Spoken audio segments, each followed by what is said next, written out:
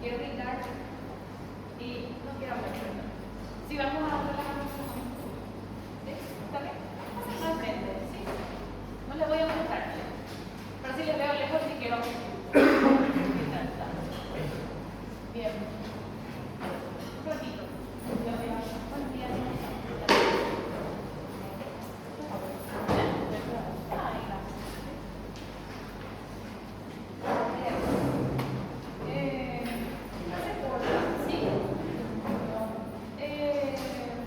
Bastante bien la prueba. Realmente mejor de lo que me esperaba. Realmente, mejor de lo que me esperaba. ¿Sí? Compañeros que pasaron el preparatorio pasaron por muy pocos puntos. Pero como es selección múltiple, es más cuadrado. Entonces es puntaje mensaje. Y esta vez probé solo con 10 puntos y da lo mismo que hacerlo con 20 puntos.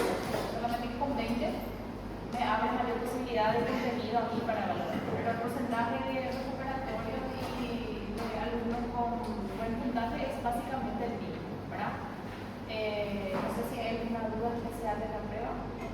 Me olvidé traer. Disculpa, voy a traer.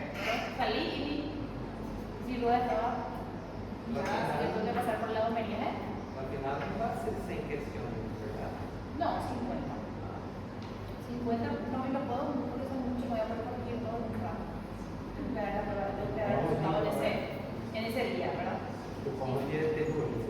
Bien, antes de comenzar la clase, ¿alguna duda de la prueba, alguna pregunta que de repente me quedó muy colgada, alguna duda que hayan quedado pensando? Te quitamos el permiso. ¿Cómo? Te quitamos el permiso. Y de eso se trata. Que no es lo mismo dar 1 miligramo de profesoría que dar 10 miligramos de profesoría. Yo veo mucho en la práctica clínica eso. Uso porque es algo que veo. Entonces, por ejemplo, le digo a un interno, doctor, la medicación de tal, hace yo te corrijo. Y veo que me calculan literalmente a 10. Y luego mismo, ¿verdad? Porque a veces un 0 por la memoria gráfica hace diferencia. Entonces, son detalles. Acuérdense siempre que aquí no es lo mismo 0, 1 que 10 o 1, ¿verdad? Los pesos ya hacen la diferencia. Entonces, de eso se trata, lastimosamente, ¿verdad? Y mucha gente no miró el 10, miró como correcto y me marcó ese. Se presten atención, ¿sí? Todas las cosas prestar atención porque esas son las diferencias que le hacen a la materia de colegio. ¿Está bien? Sí. Bien. Ya son los que estamos, los que vivimos, los que somos, ¿verdad? Lo que recibimos, lo que vivimos y lo que no vivimos. Bien. Vamos a terminar con este módulo de cirugía. ¿Está bien? Sí. Escroto agudo, ya dieron una asignatura. Escroto agudo, afecciones de la bolsa escrotal. Ignorancia, gracias. Afecciones de la bolsa escrotal, escroto agudo, torsión testicular, asignatura, ninguna. No dieron nada. Bueno, aquí, vamos. Bien. Escroto agudo. Así como existe el abdomen agudo, ¿sí? Existe el escroto agudo. Chicos, Moacir y Dani. ¿Sí? Así como existe el abdomen agudo, existe el escroto agudo, ¿sí? Recuerden ustedes, abdomen agudo es el dolor abdominal de cuánto tiempo de evolución. ¿Alguien se acuerda? Exactamente, perfecto. Y el escroto agudo es una serie de enfermedades, ¿sí?, que cursan con dolor testicular agudo, intenso, brusco, acompañado de signos inflamatorios, ¿sí? Es una patología bastante frecuente en el niño, en el adolescente y también en el adulto joven, ¿sí? Bien. Bueno, ¿cuáles son las causas de escroto agudo? ¿Sí? Tenemos varias causas. Primero, alteraciones circulatorias, ¿sí? Dentro de ello, torsión testicular, una de las causas más frecuentes, más importantes para el diagnóstico, ¿sí? Torsión de apéndices testiculares, ¿no saben cuáles son? Sí. Hernia cascada, recuerden ustedes que la hernia puede ser de tipo inguinal o inguino-escrotal, ¿verdad? Cuando esa hernia se complica dentro de esa bolsa escrotal, produce dolor escrotal intenso, ¿sí? Y Y eso va también dentro del síndrome de escroto agudo. ¿Está bien? Bien. Otro tipo de enfermedades inflamatorias, epididimitis y ortioepididimitis, esto ya lo habrán dado en neurología, seguramente, en un adulto, no sé, ¿verdad? Frecuente en el adulto, por enfermedades de transmisión sexual, ¿verdad? Epididimitis, ortioepididimitis. Tumores testiculares no son frecuentes en la edad pediátrica, sí, no son frecuentes. La púrpura Schoenlen-Henoch como una causa hematológica, se va a dar también especificada púrpura Schoenlen-Henoch, ¿sí? Básicamente, dentro de estas causas las más importantes y las más frecuentes que vamos a dar van a ser las torsiones testiculares, ¿sí? Y las inflamaciones testiculares como causa frecuente. ¿Está bien? Bien. Ahora, vamos con la primera causa, ¿sí? Torsión testicular. No sé si ya vieron algún caso de torsión testicular, ya leyeron lo que es la torsión testicular. ¿Sí? Bien. Recordar, esa bolsa escrotal, o sea, ese testículo está suspendido en esta bolsa escrotal, ¿cierto? Está suspendido por el cordón espermático. Imagínense usted tener un órgano que se encuentra colgado, suspendido, cordón espermático y el testículo, ¿verdad? Entonces, por el constante movimiento, ese testículo se encuentra en movimiento. ¿Qué puede pasar?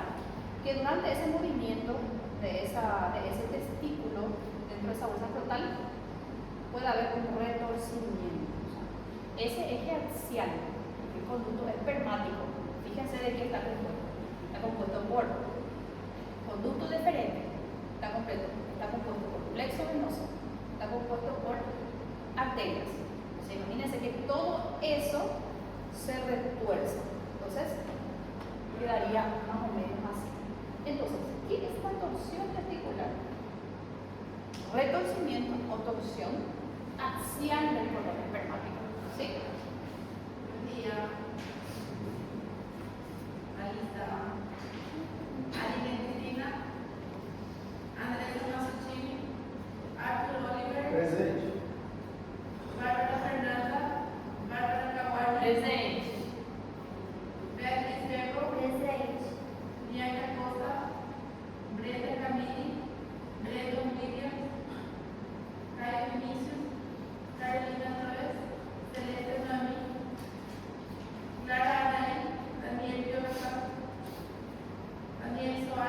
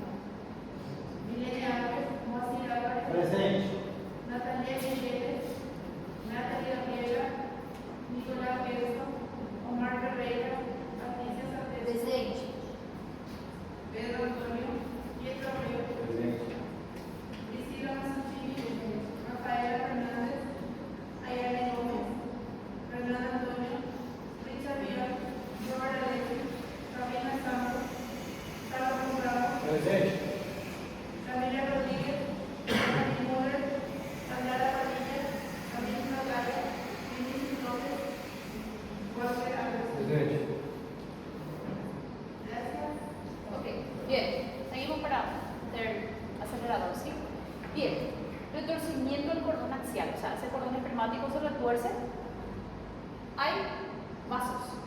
Se compromete primero la circulación venosa, ¿sí? Circulación venosa implica edema, aumento de la presión, luego se compromete la circulación arterial, ¿sí? Entonces, ¿qué sucede allí? Infarto y necrosis y pérdida de ese tejido. O sea, imagínense la gravedad de esta situación, ¿verdad? O sea, por eso se llama escroto agudo, una emergencia médica. Ni siquiera una urgencia, emergencia médica. ¿Sí? Bien. Segunda causa de escroto agudo en la infancia, ¿está bien? Y ya vimos cómo se produce eso, ¿sí?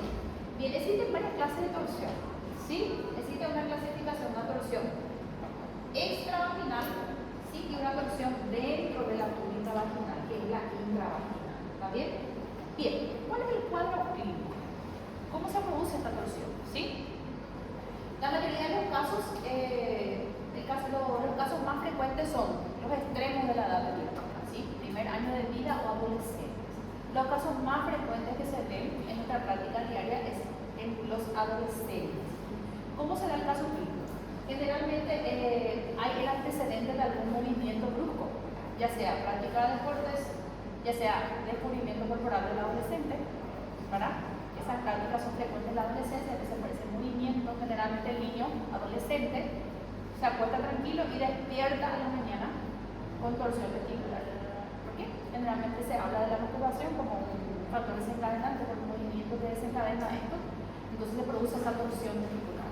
Niños deportistas, ¿sí? Karate, actividades físicas, en el movimiento, las personas que practican CrossFit, no por el golpe, sino por el movimiento, el grupo que realiza, entonces como esa fuerza total se encuentra suspendida, al realizar el movimiento la posibilidad de torsión es mucho mayor. Entonces, ¿cuál es el cuadro clínico? Dolor intenso, ¿sí? Essa torção, ela pode chegar a causar necrose? Acabé de decir. Acabé de hablar.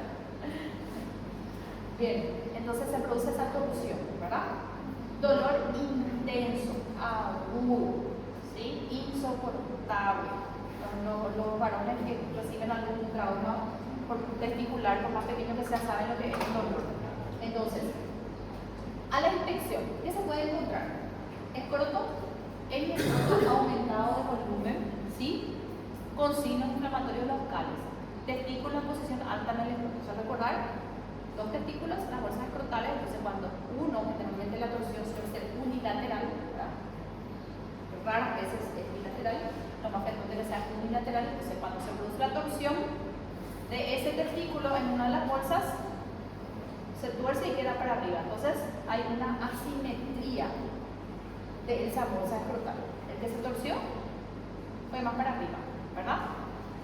A la palpación, se comprueba que el testículo se encuentra en posición transversa. Recordad que la posición del testículo es en posición longitudinal, ¿verdad?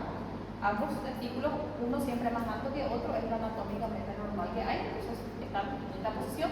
Entonces cuando se produce la torsión de uno de ellos, automáticamente adquiere una posición más alta y transversal. O sea, dolor agudo, intenso, antecedente de haber hecho algún tipo de actividad que requiera movimiento físico generalmente, ¿verdad? ¿Sí? Vamos a ver un poquito, es muy doloroso, ausencia del reflejo cremasteriano. ¿Saben lo que es el reflejo cremasterico, el reflejo cremasteriano? ¿Saben lo que es? ¿Nunca han escuchado un reflejo cremasterico? El reflejo cremasterico se explora cuando se estimula la porción interna del músculo, ¿verdad? En este caso, cuando se estimula la porción interna del músculo, ¿qué hace? ¿Qué respuesta se genera? Una contracción de esa bolsa escrotal y por lo tanto un ascenso de esos testículos, ¿verdad? ¿Qué pasa en la torsión testicular? Hay una ausencia de ese reflejo cremasterico. O sea, yo evalúo al paciente, exploro el reflejo cremasterico, se estimula la cara interna del músculo, en vez de producirse esa contracción de esa bolsa escrotal, no se produce. ¿Por qué? Uno, porque ya está, el testículo se encuentra en posición arriba, ¿sí?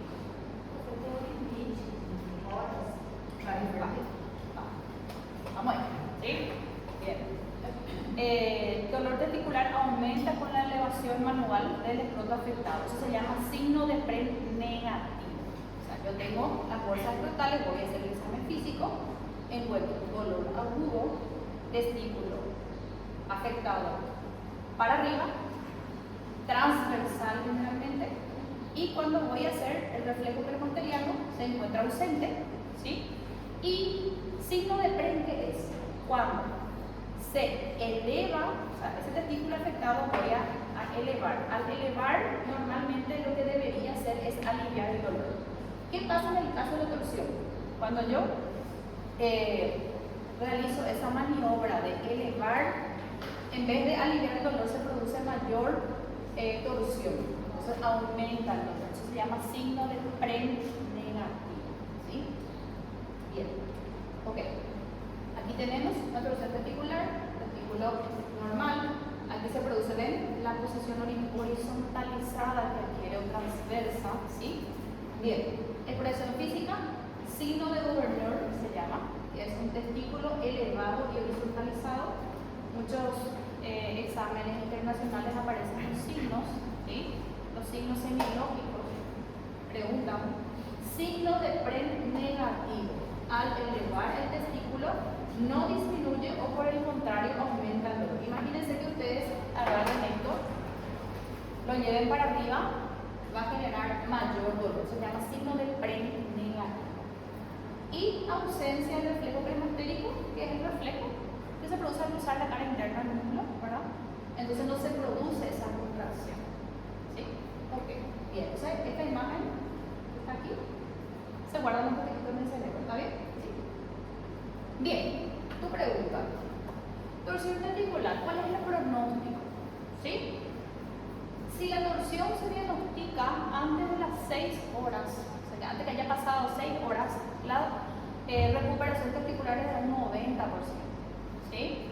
Bien, 6 a 12 horas 70%, más de 12 horas 20% y más de 24 horas la posibilidad de necrosis es total. O sea, llega un paciente, tengo que tener un diagnóstico oportuno y rápido. En teoría no deben pasar entre 6 y 12 horas para la resolución quirúrgica, ¿sí? Para evitar ¿qué pasa con ese testículo? La necrosis, ¿está bien? En más de 24 horas el 100% sufre necrosis y atrofia. A mayor número de vueltas de cordón, obviamente, que mayor grado de isquemia, ¿sí? Bien. Bien, ¿cómo hago el diagnóstico de la torsión? ¿Cómo hago el diagnóstico? Clínico sospecha y ultrasonido de qué tipo? Los ultrasonidos solo no me sirven. ¿Por qué? ¿Qué es lo que tengo que buscar? El compromiso vascular. ¿Sí? El compromiso vascular lo busco con la ecografía doble. Ecografía solo está mal. Ecografía doble. ¿Sí? Bien. Prueba complementaria, ecografía doble, donde se ve una ausencia del flujo arterial. ¿Por qué? Porque está torcido, ¿verdad? Hay un compromiso, hay un stop en ese paso vascular. Y el tratamiento, cirugía de urgencia, ¿sí? Lo hace el cirujano general o lo puede hacer el cirujano infantil o lo puede hacer el urólogo. Cualquiera de las opciones son válidas, ¿sí? Una cirugía bastante simple que se hace un acceso escrotal, se detuerce, se posiciona ese testículo en posición normal, se confirma la viabilidad, ¿sí? Se confirma la viabilidad y si todo está bien, si hay una viabilidad, se procede a la apexia, o sea, a la suspensión, ¿sí? A colocar bien en su lugar y a sujetar, básicamente, ¿verdad? ¿Sí? Y si hay necrosis, ¿qué se hace? Extracción y pérdida de ese testículo, orquiectomía. ¿No? ¿Bien? Bien. ¿Dudas, conclusión? Exactamente, por eso se hace la orquiopexia. Se tiene que sujetar. Sí, hay anteriormente lo que se hacía años anteriores, se hacía solamente la detorsión, ¿sí? Y no se hacía la apexia. Entonces, la posibilidad de recurrencia de torsión es alta. Y de hecho, si hubo un lado, la posibilidad de torsión en el otro es alta, pero tampoco está indicada la apexia del otro lado, ¿verdad? Bien. Doutora, a torção também ela pode torcer, ela pode distorcer também? Ou só No, cirúrgico? no. Só cirúrgico. Exactamente. Y aparte no te vas a arriesgar a esperar que tuerce. Si tenés horas de debilidad testicular. ¿Sí? El diagnóstico, la sospecha. Vamos a suponer que estoy alejada, en un lugar alejado y no tengo ecografía Doppler. La ecografía Doppler es cara. La ecografía Doppler es un estudio que no se consigue fácil y es conservador dependiente. Entonces, si yo no puedo conseguir una ecografía, amerita una exploración testicular. ¿Okay? Yo tengo la sospecha cirugía. Pienso cirugía. Por el camino se ve, no estaba torcido, bueno, cerrado otra vez, eso llegó. ¿Sí? Porque es la viabilidad testicular. ¿Sí? Compromiso. ¿Vale? Bien. Y la fertilidad. Claro, la fertilidad, obviamente, ¿verdad? Sigue el otro funcionante, pero no por eso vamos a agregar uno, la viabilidad, la fertilidad y todo lo que tenga que venir. ¿Sí? Bien. Torsión terminada. Ahora, torsión de los apéndices testiculares o hidáticos. ¿Qué son los apéndices testiculares? Vamos a ver un poquito. ¿Sí? Bien, eso también se puede torcer. Los apéndices, como dice el nombre, apéndice, son restos embrionarios que pueden haber en algunos pacientes, remanentes de estructuras embriológicas. ¿Sí? El más frecuente que se puede encontrar es la hidátide de Morgani, ya lo habrán escuchado, seguramente a mí me han escuchado, bueno, bienvenido, la hidátide de Morgani.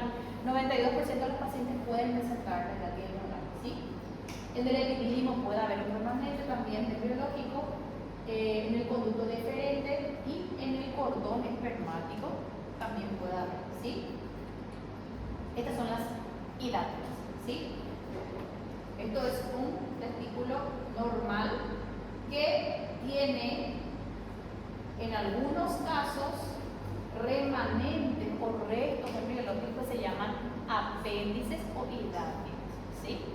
¿Qué puede pasar? Como estas son estructuras que se encuentran suspendidas, pueden torcerse. No se tuerce el testículo completo, sino las estructuras embriológicas que están acá.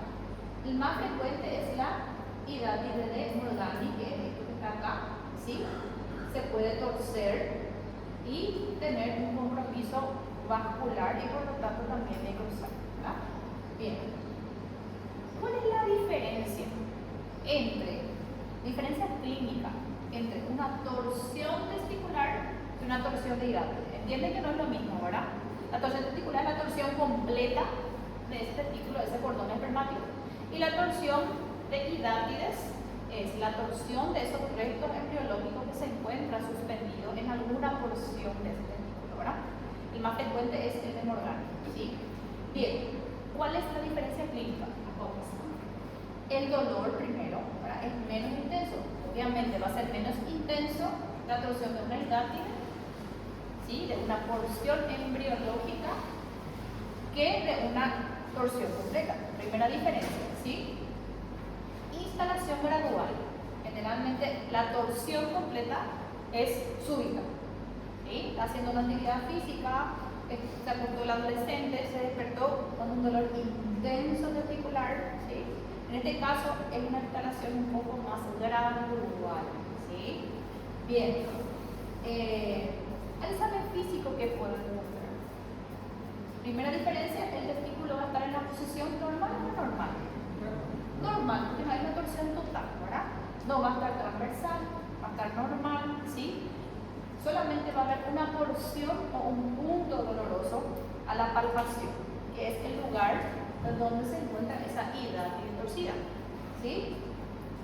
Generalmente se encuentra una manchita o una masa de color negro que se llama signo del punto negro o punto azul en alguna zona específica de esa cara escrotal, que es en la zona donde se produjo la torsión. ¿Sí? Puede estar en el polo superior, ¿sí? Donde está la zona hidátide. ¿Sí? Aquí vemos, esto que explicamos, ¿verdad? La más frecuente es, ubíquense en esta porción anterior, polo superior anterior, donde se produce la torsión. Puede ser cualquiera de estos, lo más frecuente que sea esto, en un 92% de los casos, ¿verdad?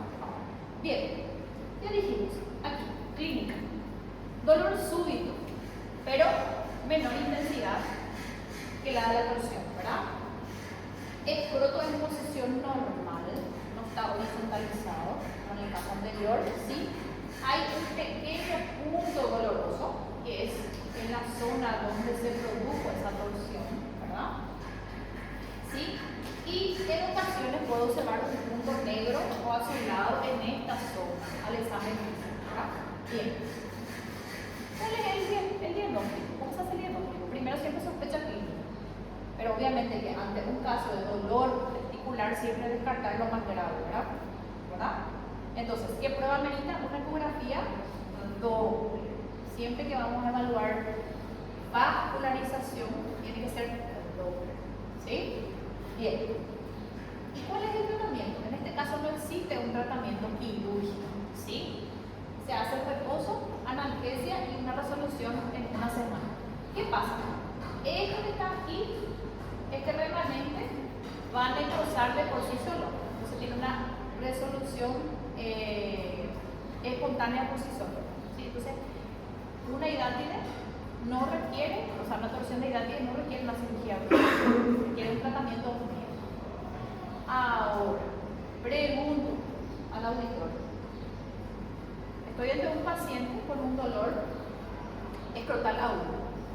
Por el examen físico y por la historia clínica, yo creo que será una torsión de hidátide, ¿verdad? Una torsión de hidátide. Ahora, ¿qué es preferible?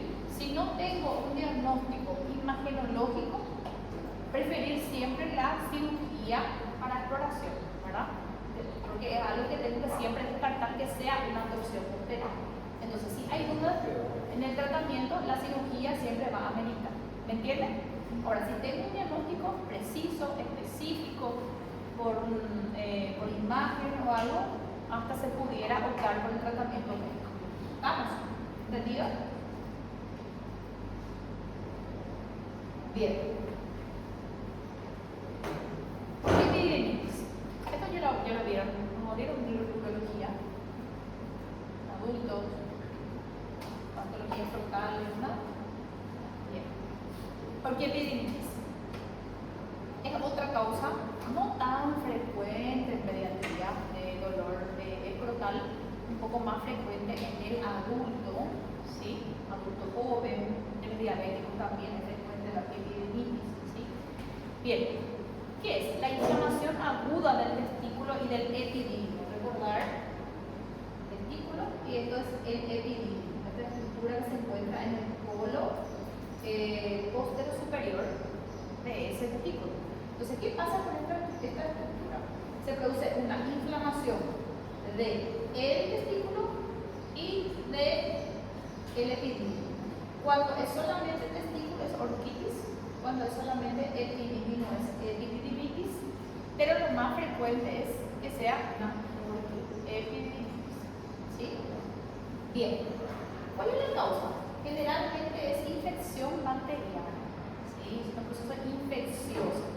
Recordar que esto se conecta con la uretra. Entonces, cualquier infección de vías urinarias o con una uretritis, ¿verdad? Puede tener un paso retrógrado y producir una infección de esas estructuras. ¿Sí? ¿Cuál es la causa más frecuente o cuál es el agente biológico más frecuente de infección urinaria en los niños? Escherichia coli. Entonces, probablemente el niño adolescente, ¿verdad? La causa más frecuente de epididimitis, que sería la Escherichia coli. Entonces, el proceso infeccioso puede tener una vía ascendente, retrograda, y producir infección a nivel de la bolsa escrotal y del epidídimo, ¿verdad? Bien, ¿cuál es la clínica? ¿Cómo voy a diferenciar una porquipididimitis de una torsión? ¿Sí? Bien, primero, ¿por qué debo diferenciar si ambos son de escroto? ¿Por qué debo diferenciar si ambos son escroto? La epididimitis va a tener un tratamiento médico y la otra va a tener un tratamiento quirúrgico. Y entonces es importante hacer la diferenciación clínica. ¿Cuáles son los aspectos clínicos que voy a tener en cuenta? Ojo, dolor progresivo, ¿sí? Dolor progresivo, no es agudo como el del escroto por una torsión total, ¿sí? Piel escrotal engrosada y caliente, hay proceso inflamatorio marcado, el testículo se encuentra enrojecido, como si fuese una zona de caliente, doloroso, enrojecido, ¿sí? Testículo puede estar aumentado de tamaño. Imagínense que ese testículo esté inflamado, ¿sí?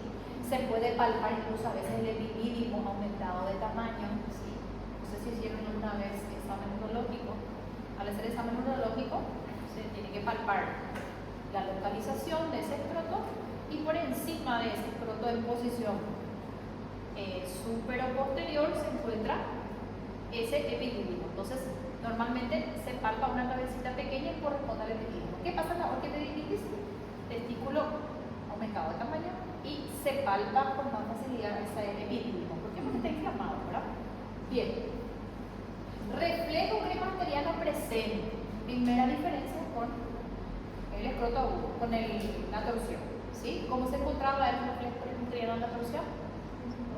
Ausente. Aquí se encuentra presente. ¿Por qué? Porque no hay un compromiso de la musculatura, o sea, no hay un compromiso de ese conducto deferente. Entonces, al realizar la estimulación de la cara interna del muslo, se produce la contracción de ascenso de esas bolsas escrotales, ¿verdad? Testículo está en posición normal, otra diferencia en el anterior, ¿sí? O más bien baja, ¿sí? El dolor se alivia con la elevación manual del escroto. Signo de PREM positivo. Esto es signo de PREM positivo, ¿sí? ¿Está bien? ¿Cómo se encuentra el signo de PREM en la torsión testicular? Negativo. ¿Qué significa? Es contrario de lo que parece. Negativo cuando duele y positivo cuando alivia. Es totalmente lo contrario. Acuérdense, es torsión y orquiepididimitis, ¿verdad? En la epididimitis se encuentra positivo y la torsión NO, ¿no? Se encuentra negativo. ¿Sí? Porque en realidad, a veces al usar la lógica confunde un poco. Torsión preguntaban en varias pruebas de nación.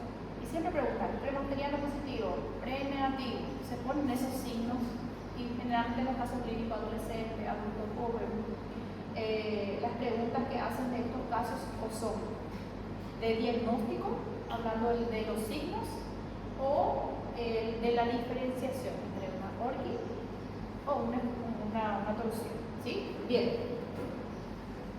¿Y el tratamiento cuál es? Médico, ¿verdad? Sí. Reposo físico, compresas frías, elevar las piernas para disminuir el proceso inflamatorio de la bolsa testicular. El dolor es bastante, ¿sí? Aires, sobre todo, paracetamol, ibuprofeno, cualquier medida de analgesia, ¿sí? Antibióticos que cubran para microorganismos generalmente gram negativos o urinarios. ¿Cuáles son? Cefixima, que es lo que solemos utilizar, y a veces sulbactam también. Resolución en una semana, ¿sí? Entonces, dentro de las tres patologías más frecuentes, ¿cuál es la más grave? La torsión. Entonces, ante la duda de un paciente con dolor testicular, haga su ecografía Doppler. No tiene cómo hacer ecografía Doppler. No existe, no hay, no tenemos cirugía. ¿Sí? ¿Por qué? Porque siempre explora esa viabilidad. ¿Sí? En mi experiencia clínica ya me es un poco más fácil a veces diferenciar orquiepididimitis y torsión. Pero una vez me pasó, hace muchos años, cuando recién comencé, me traía una torsión. Traté con orquiepididimitis, me traía una torsión y un muchachito perdió un testículo. O sea, sucede, ¿verdad? No debe suceder a nadie, ¿verdad? Pero siempre hacer la ecografía. No tiene plata el paciente, no interesa. Es deber nuestro hacer cuando hay que hacer cambio. Bien. En ese caso, por ejemplo, si el paciente tiene otro tipo de infección, yo ya he visto una vez, pero no sé si tenía papera. Sí, Sí, y después sanó acá. Sí, y no sanado en el se llama orquitis uriana o orquitis viral por la parotiditis. Antiguamente había bastantes casos. Entonces, puede ser por eso también. Sí, exactamente. No es lo más tan frecuente. El tratamiento obviamente también es médico, ¿verdad? Y es un poco más fácil porque había muchos casos antes y era una causa también de esterilidad porque se producía inflamación testicular interna. Es frecuente en la actualidad. Se llama orquitis uriana. Sí, orquitis uriana se llama. Puede ser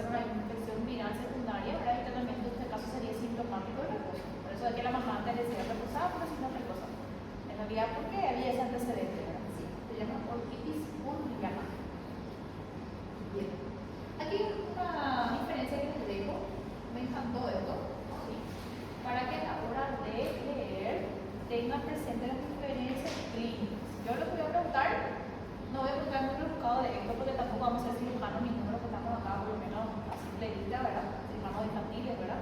Entonces, saber las diferencias clínicas, que es lo que me interesa a mí desde el punto de vista pediátrico, diferenciar bien cada uno, ¿sí?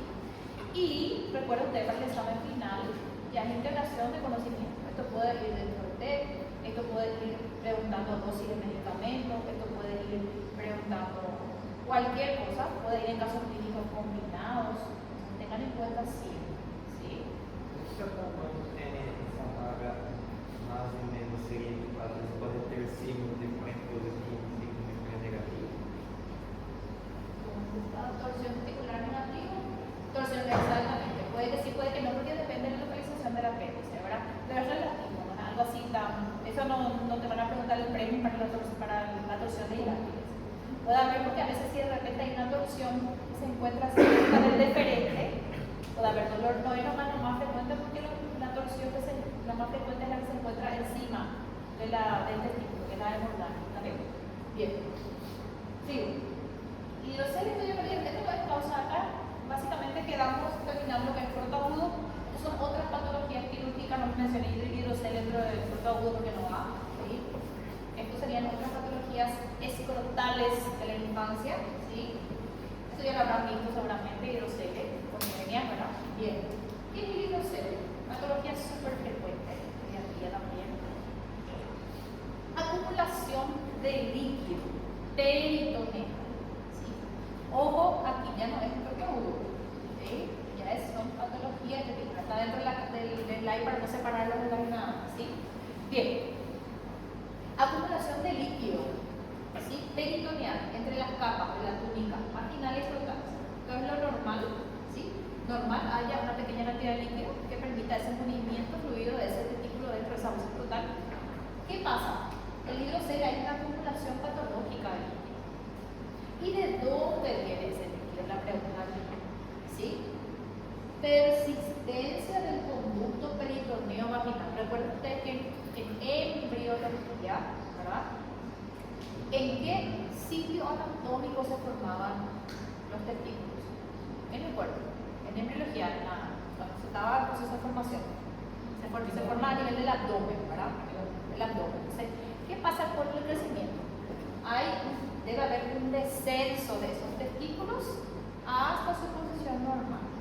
Para que haya ese descenso debe haber un camino, ¿verdad? Se traza un camino y ese conducto, cuando ese testículo llega a su posición normal, ¿qué tiene que pasar con ese camino? Debe obliterar, ¿verdad? Así, ¿qué pasa? Hay una persistencia embriológica, quedó abierto ese conducto peritoneo vaginal. ¿Sí? Entonces, ese líquido abdominal escurre por ese conducto peritoneo vaginal y se va acumulando en las bolsas escrotales. Y eso es lo que produce el hidroceles. ¿Sí? Bien. Hay varias clasificaciones de hidroceles. ¿Sí? Hidroceles comunicante, que es la persistencia. Primero el comunicante, que es la persistencia total de este conducto peritoneo vaginal, se llama porque conecta con la túnica vaginal, para que la túnica que revierte este testículo. Entonces, ese se llama hidroceles comunicante. ¿Sí?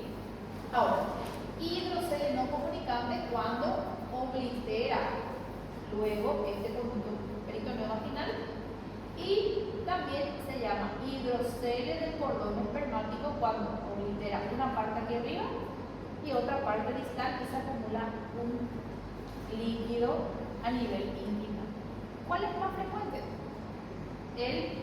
Los comunicantes y los no comunicantes. ¿Bien? Bien.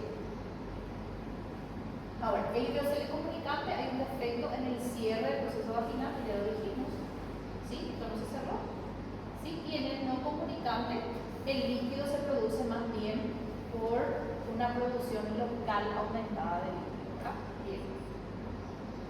¿Cuál es el cuadro clínico? ¿Sí? Bien. Diagnóstico clínico, generalmente hay dos tipos, ¿sí? El hidroceles, ¿cómo se ve el hidroceles? La bolsa escrotal, ¿cómo se ve? Aumentada de tamaño, ¿verdad? Generalmente unilateral, puede ser bilateral, ¿sí? ¿verdad? No duele, no presenta signos inflamatorios, ¿verdad? Primera diferencia con las anteriores, que son el protoagudo, que el dolor es el principal signo clínico, ¿verdad?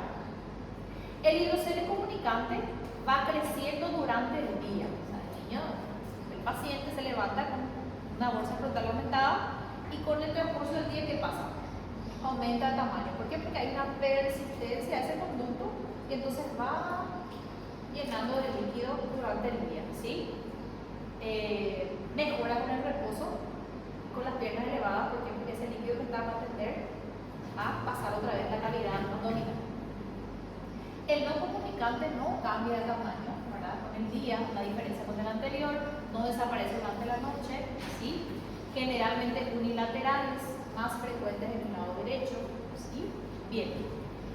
Y el hidrocele o quiste del cordón, que es cuando hay una alteración proximal y distal y se forma un acúmulo de líquido a nivel inguinal. Es inguinal, ¿sí? Bien. ¿Cómo se hace el diagnóstico? El diagnóstico generalmente es la sospecha clínica, no está haciendo ecografía para todos los hidroceles, ¿sí? Bien. Se hace lo que se llama la prueba de transiluminación. Ya habrán visto esto, ¿verdad? ¿Cómo se hace la prueba de transiluminación? Se apaga la luz del consultorio, ¿sí? Se coloca una luz debajo de esa bolsa frontal, ¿sí? Si traspasa la luz, hablamos del contenido líquido, ¿sí? Si ponemos la luz debajo de esa bolsa frontal y esto no traspasa, queda oscuro, hablamos de qué tipo de contenido. ¿Cómo? No. No, fundamentalmente ¿cuál? Contenido herniario, ¿verdad? Contenido intestinal o en algunos casos tumores, ¿verdad? Esta es la prueba que más se utiliza para diferenciar una hernia escrotal de un hidrocele. Así que hago la prueba de transiluminación, procedo a colocar la luz por debajo de la bolsa total y si tiene este aspecto, obviamente que el contenido es líquido. Entonces el diagnóstico clínico lo hacemos así. Bien. Y si quiero hacer diagnóstico más específico, bueno, una ecografía. Aquí no necesito hacer precisamente Doppler, porque no estoy buscando compromiso muscular, ¿verdad? Bien. Cuando hago Doppler, cuando yo sospecho alguna torsión. Bien. ¿Cuál es el tratamiento del hidrocele en niños? ¿Sí? Generalmente es conservador hasta los 2 años. ¿Sí? Dejar, señora, hasta los 2 años tenemos tiempo de que el testículo de tu hijo o cierre el conducto peritoneo vaginal o se produzca una absorción total de ese líquido. Después de esos 2 años, si ese hidrocele no se produjo una disminución, bueno, hay una conducta quirúrgica programada, ¿verdad? Para producir el cierre de ese conducto peritoneo vaginal y por lo tanto la mejoría de ese, ¿sí? Bien. Si el hidrocele no desaparece en ese periodo, va creciendo o aumenta, obviamente que el tratamiento quirúrgico va a militar un poco más rápido, ¿verdad? Bien. Y las complicaciones básicamente ninguna. Cirugía rápida, parecida a la hernia, se cierra el conducto peritoneo vaginal y luego, ¿sí? Con el hidrocele comunicante, el tratamiento sería cerrar el pene. Hasta los 2 años para todos los hidroceles. Hasta los 2. Y a partir de ahí se evalúa. El comunicante y el no comunicante igual. ¿Por qué? Porque el no comunicante puede resolver lo que está en el testículo. Y el comunicante puede producirse la obliteración de ese conducto. Entonces, hasta los 2 años se recomienda que se pueda esperar, ¿sí? Siempre y cuando no haya un aumento progresivo, no haya un aumento brusco de la tensión o algo así. ¿Está bien? Bien. ¿Hasta aquí dudas? Bien. Fimosis. Otra patología. En este caso ya no testicular, ¿verdad? NA. Ni patología. Bien, ¿qué es fimosis? ¿Qué entiende por fimosis? ¿Cómo? Uma piel, sabemos que está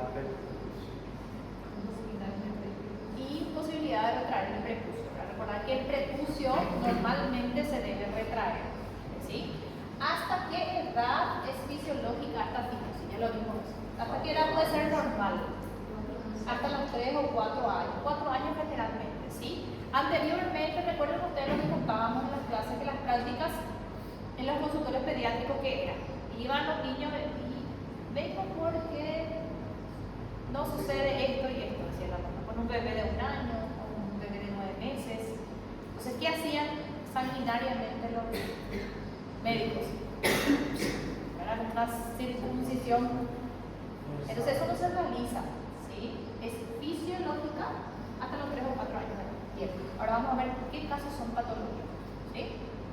Bien, estrechez prepucial, ¿verdad? Que impide que ese glande se pueda exponer, o que se impide esa retracción de esa piel, ¿sí? Bien, se puede considerar normal hasta 3 o 4 años. ¿Qué dice la estadística? Al nacer solamente el 4% de los niños puede presentar una retracción de ese prepucio, ¿sí? Un 54% logra ver el meato y un 42% está totalmente estrecho. O sea, estadísticamente, cuanto más pequeño el niño, más posibilidades tenemos, ¿verdad? Alrededor de los 4 años ya anatómica y fisiológicamente el 98% de los niños ya logra presentarse una abertura, o sea, una retracción progresiva de ese prepucio, ¿sí? Recuerden ustedes que el niño también tiene erecciones frecuentes, ¿verdad? Cualquier estímulo. Entonces, esas erecciones que presenta el paciente hacen que de a poquito se vaya despegando fisiológicamente ese prepucio de ese glande. Entonces, es un proceso fisiológico, ¿sí? Bien. Bien, aquí vemos condición natural del nacer, ¿sí? Un poquito acá. El diagnóstico es netamente clínico. ¿Cómo se hace? Llega el paciente de 3 o 4 años de edad, 5 en este caso, vamos a sacar la figura fisiológica ahora. Viene el paciente de 5 o 6 años, evaluamos, intentamos retraer ese prepucio y no se logra retraer. Alrededor de los 4 años ya esa retracción debe ser completa. Cuando no se produce una retracción completa, hablamos de una fimosis patológica ya, quizás por esa edad, ¿verdad? Bien. La mayoría de los niños son asintomáticos, no pica, no duele, no molesta, ¿sí? Sí puede haber un balonamiento prepucial al orinar. O sea, hay muchos pacientes que, por ejemplo, como no se produce esa retracción, la orina se acumula en una porción prepucial, entonces se produce como un pequeño balonamiento y luego la orina sale por un costado. Eso se llama balonamiento prepucial, ¿sí? Imagínense ustedes, hagan la imagen mental, la orina que debe salir normal, como hay un prepucio estrecho, levanta primero la piel y luego sale, ¿sí? Bien. Puede haber casos de balanitis, infecciones o inflamaciones por esa condición, ¿verdad? Bien, aquí vemos un poquito de unas imágenes. Esto es lo más frecuente, un neonato recién nacido, ¿sí? La fimosis fisiológica, a ver, ¿sí? Neonatos, y conforme va pasando los años, ya se debe ir produciendo de por sí una retracción fisiológica, ¿verdad? Luego de los 3 o 4 años ya esta retracción se va dando de por sí, ¿verdad? Bien, hay ocasiones donde cuando por los masajes manuales que se hacían antiguamente, ¿qué pasaba? Esos masajes manuales producían microerosiones, ¿ven? Cómo está lastimado el prepucio. ¿Y qué pasa con esto? Produce cicatrices fibróticas y al final las complicaciones son mayores. O sea, anteriormente lo que hacía la gente era llevar a la criatura al pediatra al hospital y le decían, señora, cada vez que le bañe va a estirar el prepucio hasta que se vaya despegando. O sea, ¿qué hacían las mamás o los mismos colegas? Retraían el prepucio del niño, entonces producían microerosiones a nivel de los costados de ese prepucio. ¿Y qué pasaba? Al producirse la cicatrización, la posibilidad de fimosis era mucho mayor otra vez. Entonces las complicaciones eran mucho mayores. Bien, aquí se ve fimosis fisiológica, aquí se ven los microdesgarros que se producen cuando hay manipulación innecesaria. Y aquí se produce una fimosis cicatrizal. Mira, esto sí es cicatrizal, esto sí es feo, eso sí lleva a cirugía, ¿verdad? Entonces, moraleja, ¿qué es? No tocar, ¿verdad? Existe una indicación que cuando es cirugía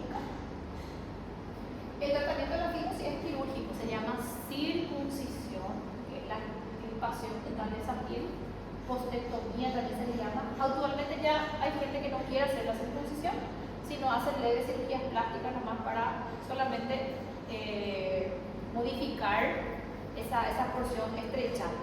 Hay gente que ya no quiere hacer la circuncisión, ¿verdad? O sea, hay otras formas estéticas también que los padres pueden optar, ¿verdad? ¿Sí? Bien. ¿Cuándo se opera la fimosis? ¿Cuáles son las indicaciones de la fimosis? ¿Sí? Después de los 4 años ya se puede decidir hacer la cirugía cuando esa retracción fisiológica no ocurrió. Entonces ahí se puede programar y ofrecerle al padre, señora, no se produjo en los 4 años, entonces ahora podemos ver y programar cirugía para ver que hay cirujanos que dicen, hay escuelas que hablan de que si no se produjo a los 4 años se va a producir a los 10, 11, 12, cuando hay exploración genital del niño. Entonces las erecciones son más frecuentes y van de por sí despegando esa fibra. Bien. Niños con infecciones a repetición. Fimosis con infección es indicación de cirugía. Cumpla o no cumpla los 4 años. ¿Sí? Bien. Niños que presentan parafimosis. A ver qué es parafimosis. ¿Sí? Niños que tienen infección urinaria secundaria a la fimosis. Un paciente que hizo infección secundaria, entonces tiene indicación quirúrgica, ¿verdad? Tiene 2 años. Fimosis, 1 año, fimosis, ¿verdad? Presenta infecciones urinarias recurrentes, la conducta va a ser quirúrgica. ¿Sí? No voy a esperar los 4 años porque esta fimosis está produciendo un problema. ¿Entendido? ¿Hasta aquí dudas? ¿Hasta aquí dudas? Bien. Y la parafimosis, para ir terminando, ¿sí? Así como si te fimosis, existe parafimosis. ¿Sí? Bien. ¿Qué es la parafimosis? Es una condición patológica, ¿sí? Donde ese prepucio que se retrajo no puede volver para arriba, ¿sí? La fimosis es la imposibilidad de retraer y la parafimosis es cuando forcé y ya no puedo volver a su posición normal, ¿sí? ¿Está bien? Ese niño estrecho. Imagínense la posibilidad de complicaciones que hay por manipular una fimosis antes de tiempo. Uno son los microdesgarros, ¿verdad? Y otro la posibilidad de parafimosis. Vamos a suponer, va a mamá y va para abajo. Entonces, ese anillo nótico que se encontraba, agarra. Es como que nos ponemos un anillo y no podemos retirar. Entonces, queda preso y no puede volver a su posición normal. ¿Y qué va a pasar si queda preso? Imagínense ustedes. El pene, ¿verdad? ¿Qué va a pasar si queda preso y no puede volver a su posición normal? Primero, ¿qué pasa? Compromiso de la circulación venosa primero, ¿verdad? Edema, y cuanto más edema, menos posibilidad de volver a la posición normal, ¿verdad? Edema, dolor, inflamación, y luego aumenta la presión y ahí se produce un compromiso arterial. Imagínense. Perder el testículo hasta se aguanta, no perder el pene, ¿verdad? Bien. Aquí, ejemplo de parafimosis. ¿Sí? ¿Ven esto? Entonces, el caso clínico, un ejemplo de un niño que frecuentísimo, bebés, 1 año, 9 meses, 10 meses, van con el señor fulano, mengano, en la farmacia a consultar. Señora, vamos a hacerle aquí mismo, trágala para abajo, ¿verdad? O sea, ¿qué pasa después? No pueden volver y llegan al hospital así.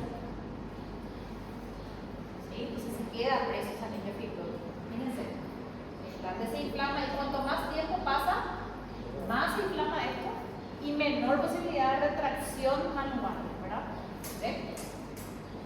Muy frecuente la parafimosis en las consultas. Llegan así y encima que llegan manipulados por todos lados. Todo el mundo intentó poner bien, ya llegó con doble inflamación al hospital. Dijo que ya intentó el tío, la tía, la prima. Eso le pasa a la primerita. A cualquier persona. Cualquier persona que quiere tocar lo que no debe tocar, ¿verdad? Bien. ¿Cuál es el tratamiento de la parafimosis? ¿Sí? Se resuelve generalmente, tiene sus medidas, ¿sí? Hay medidas manuales para resolución de la parafimosis, ¿sí? Se Se puede resolver con hielo local. Hay una maniobra de reducción que deben verla en imágenes, ¿sí? Para la maniobra de reducción se puede hacer con anestesia local, como también se puede hacer sin anestesia local, ¿verdad? Y recordar, siempre que se resuelva la parafigmosis, vamos a poner que yo le diga a mi consulta a un niño, haga la maniobra que les voy a mostrar, resuelva la parafigmosis. ¿Cuál es mi siguiente paso con ese niño? ¿Cuál va a ser mi siguiente paso ambulatorio o de consulta? Indicación de cirugía para fimosis. Recuerden que dentro de las indicaciones de la fimosis tenemos la parafimosis. Una vez hizo, no va a volver a suceder. Entonces, igual si no cumple los 4 años, va a tener indicación quirúrgica. ¿Por qué? Por la posibilidad de recurrencia, ¿verdad? Bien. ¿Cómo se hace la maniobra de reducción de la parafimosis? Se puede utilizar el hielo, se pone un guantecito con hielo local de un adulto, ¿verdad? Pero básicamente funciona así en niños también. Se posiciona durante 5 a 10 minutos hielo local sobre la zona de afección. ¿Para qué razón? Para disminuir el edema y también como efecto analgésico y también anestésico también. Pero la funcionalidad mayor es efecto de disminuir el edema. O sea, al disminuir el edema, la posibilidad de retracción de la piel a su estado normal va a ser mayor, ¿sí? Cuanto más manipulo sin desinflamar, más voy a dematizar. Entonces, primera premisa de la parafimosis es aliviar el dolor, ¿sí? Y disminuir el edema, o sea, con hielo local. Bien, ¿qué hago después? Hay una reducción manual, ¿sí? Luego de aplicar el hielo, puedo hacer un bloqueo local, ¿verdad? Con anestesia local. Tengo una anestesia ovario, lo puedo hacer un bloqueo regional. Si no tengo, con el hielo muchas veces suficiente, ¿verdad? Entonces, presiono el glande durante 5 a 10 minutos. Presionar para tratar de enviar ese líquido o disminuir ese edema, ¿sí? Y en los 10 minutos luego presión 5 a 10 minutos, ¿sí? Y luego se hace la maniobra de reducción. O sea, pongo así, tracciono la piel y empujo el glande para abajo, ¿sí? La tasa de resolución es alta, ¿sí? Generalmente se suele lograr, ¿verdad? Y si no se logra, bueno, ahí se hace una resolución quirúrgica de urgencia, ¿verdad? ¿Sí? Bien. ¿Hasta aquí dudas?